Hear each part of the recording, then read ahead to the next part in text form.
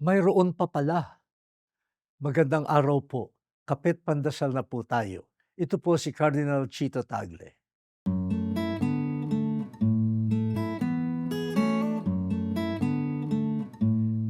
Minsan, nakakalimutan natin kung saan natin itinago ang labis na pagkain, gamit, gamot at damit.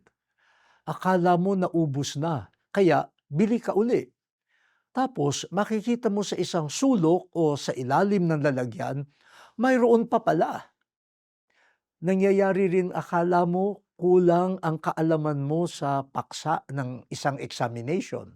Pero nakasagot ka, mayroon ka palang alam. O kaya'y gusto mo nang awayin ang isang mahirap kausap. Pero natapos rin ng hindi kayo nagkasagutan, mayroon ka pa palang natitirang pasyensya. Mayroon pa pala.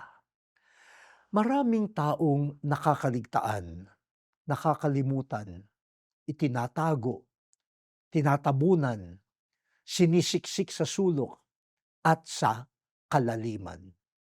Kung minsan sinasadya ito ng ating masagwang ugali at mapanirang sistema dahil ang tingin sa kanila ay sagabal at pabigat.